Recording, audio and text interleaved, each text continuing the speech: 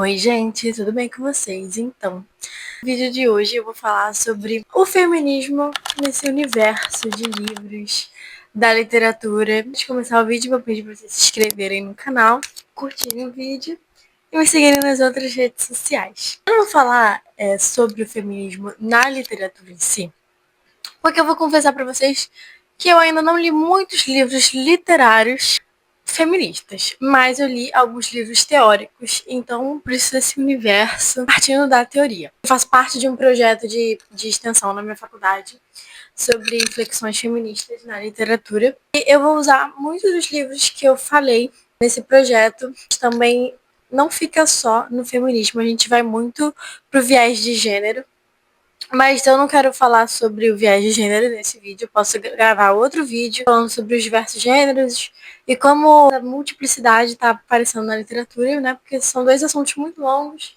que dá para se misturar, mas eu quero fazer uma coisa mais separada para cada um. Eu vou começar falando do livro que a gente está discutindo no grupo recentemente.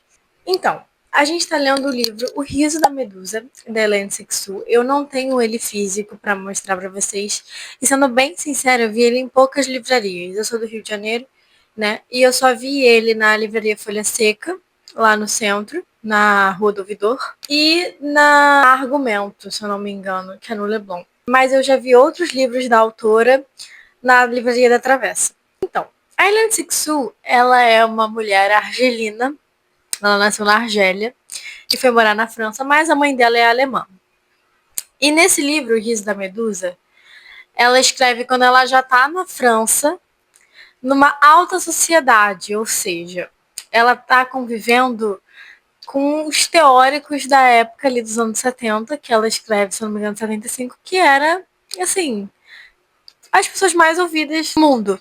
Então ela fazia parte dessa panelinha e ela pôde ser ouvida. Quem era parte dessa panelinha? Nada mais, nada menos que Lacan e Foucault. E dentre outras pessoas, mas esses dois são muito importantes. Por quê? Eu não sei muito sobre Lacan, mas eu sei que ele é filho de Freud, quase, aprofundou a psicanálise. E uma coisa que eu não falei, mas é que o Lacan, ele fala muito sobre o desejo, e que o desejo, ele se estrutura na falta. E ele só se completa, né? Essa falta só se completa pela linguagem do outro. E isso é muito importante para entender o que a Sixtou fala no seu ensaio. E é bem estruturalista, né? Isso é importante.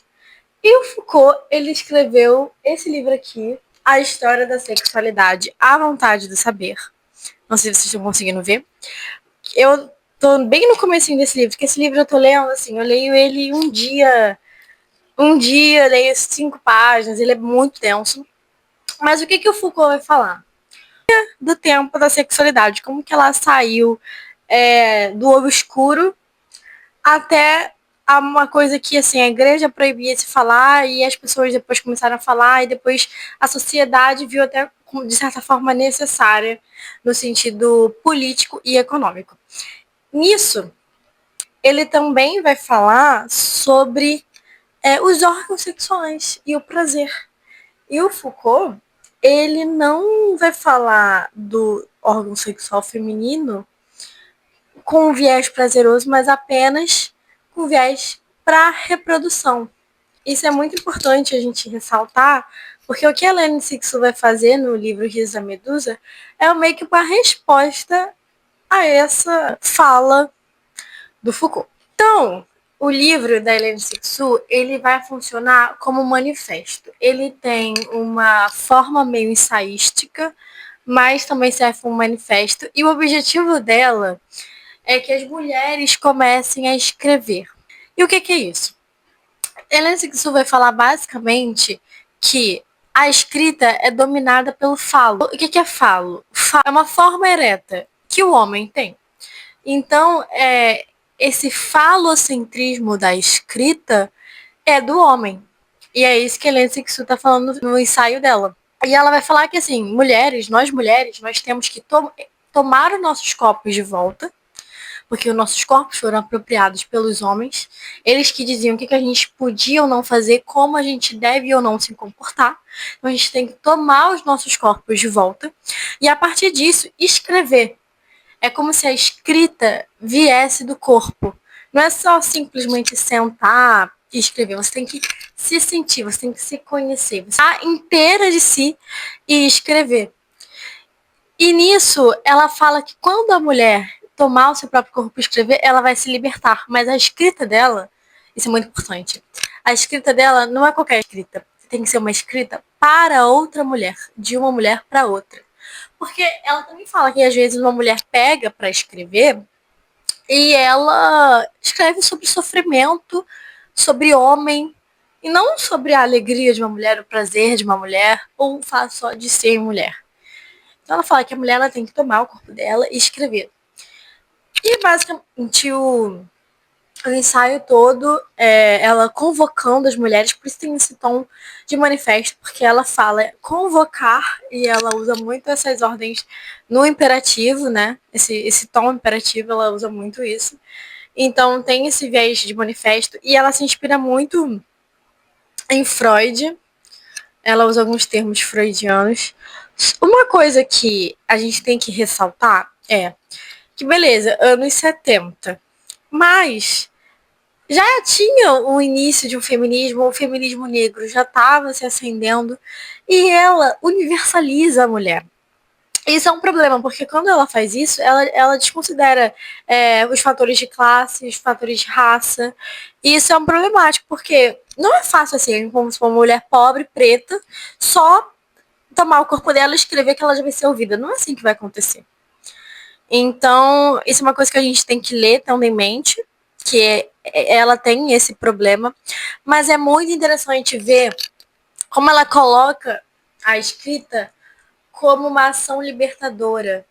E é muito interessante que a gente, né, tá vivendo uma época que tá muito em alta os journalings e você pegar um livrinho e fazer de diário e escrever. Tipo, eu faço isso. E é basicamente o que você tá falando, sabe? É você pegar, você escrever, você colocar em palavras tudo. Aqui ela particulariza isso para as mulheres terem voz, terem liberdade. Eu não sei se vocês já leram A Cor Púrpura, é o livro da Alice Walker, eu tô relendo agora. E é muito legal, porque o livro inteiro é como se, é em cartas da personagem principal, que é a Sally, para Deus. E aí a Sally, totalmente resignada da vida, ela fala que ela não se importa com essa vida porque ela vai morrer e ela vai pro céu e ela prefere o céu porque ela teve uma vida difícil. E eu não quero dar spoiler pra vocês, porque é um livro. Eu peguei esse livro pra ler sem saber de nada, e foi mágico pra mim, então eu queria que todo mundo tivesse essa experiência. Mas, em certo momento do livro, ela tá se conhecendo como pessoa, porque ela nunca teve voz, ela nunca teve lugar de fala.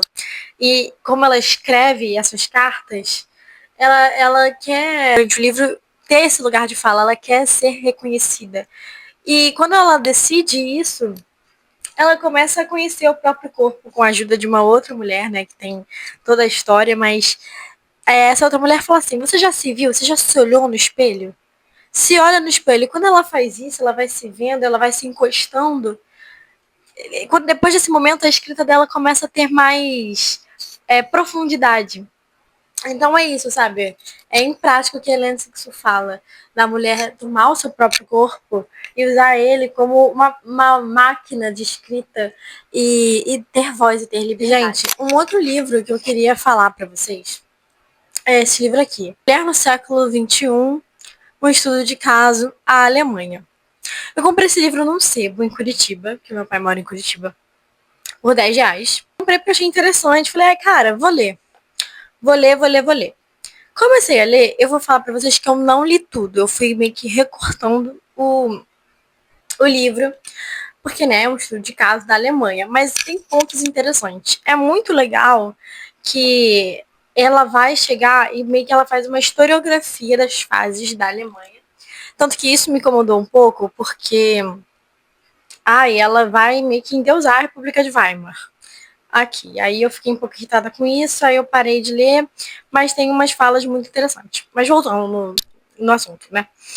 E é muito legal que vai chegar a época do nazismo, da ascensão do nazismo e da guerra, que ela vai falar como que era as regras de comportamento para as mulheres alemãs.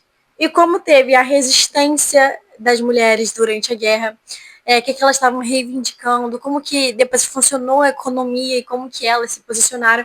Então é muito interessante, mesmo que não seja do Brasil, mas você vê que assim, é uma sociedade europeia, branca, mas que estava, né, em declínio praticamente, né, com todas as atrocidades que eles estavam querendo na guerra e como que essas mulheres estavam se comportando. Porque assim, a Alemanha na Segunda Guerra, ela passou aquele ideal de que a raça ariana, a raça perfeita, como que você deve ser para você participar disso. Então tinha toda uma regra de comportamento. E essas regras de comportamento para as mulheres eram essas regras de a boa moça, comportada, a mulher que passa roupa, a mulher que cuida dos filhos, a mulher que serve à pátria. E assim, elas também estavam indignadas com isso, por mais que a gente não veja esse lado quando a gente estuda história na escola, a gente não vê isso, sabe? Como que as mulheres pensavam sobre esses comportamentos? Todas elas concordavam, mas não teve um movimento de resistência. Então, esse livro é muito legal para a gente ver esse lado. Tinha pessoas que se opunham a isso, e é muito interessante. Gente, o último livro que eu quero falar para vocês, estou segurando esse lápis aqui, é um livro que eu não li ainda inteiro, só li uma primeira parte, não estou nem perto de terminar de ler. Mas eu quero falar sobre a proposta dele, porque é uma proposta muito legal, que é esse livro aqui, Inesquecíveis, 4 séculos de poetas brasileiras. E ele é muito interessante porque ele vai pegar, né, esses 4 séculos da história do Brasil e botar as mulheres como protagonistas, né, as mulheres que são poetas como protagonistas. E aí aqui tem poetas da época do Barroco, da época do Brasil Colônia, que a gente nem imagina que tinha mulheres nessa época que escreviam. E eles colocam, elas, né, que são duas mulheres que fizeram esse livro, elas colocam aqui pra gente que existia sim.